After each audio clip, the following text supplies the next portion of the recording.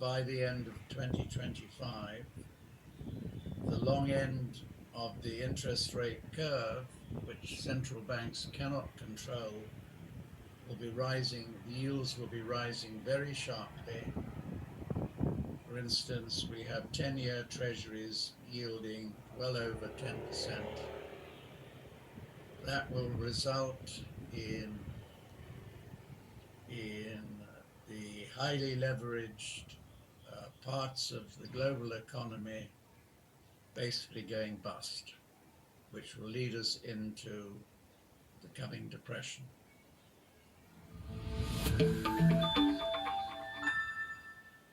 Welcome to Wealthion. I'm Wealthion founder Adam Taggart. The last time today's guest expert was on this channel, he predicted a rocky road ahead for the global economy, one that will eventually culminate in the massive pile of trillions of dollars worth of global unserviceable debt, going into default and thus causing a worldwide depression by 2025. Since his last appearance, the markets have become a lot more optimistic. US GDP has perked up a bit, and inflation has been marching downwards, albeit more slowly than the central banks would like. Today, we'll ask copper expert and macro analyst Simon Hunt whether his dire forecast has improved at all, or perhaps gotten even worse. Simon, thanks so much for joining us today, all the way from Dubai. That's right. I appreciate you staying up late. I know it's late there your time.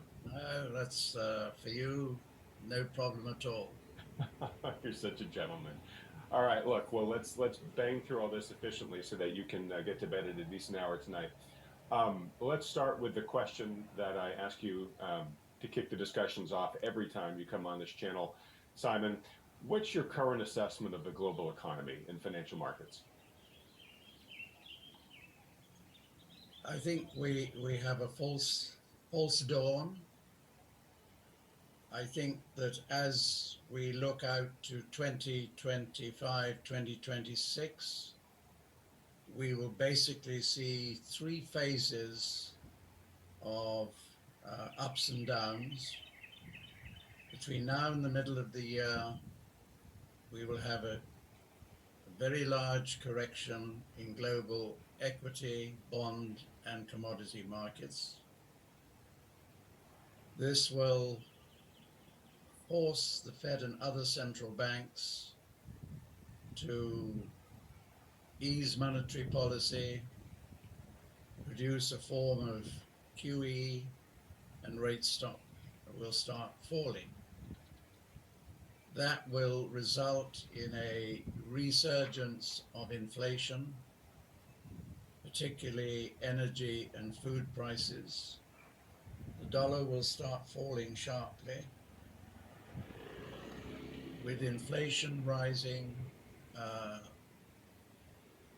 equity and commodity markets will surge to new highs by the end of 2025. But at the same time,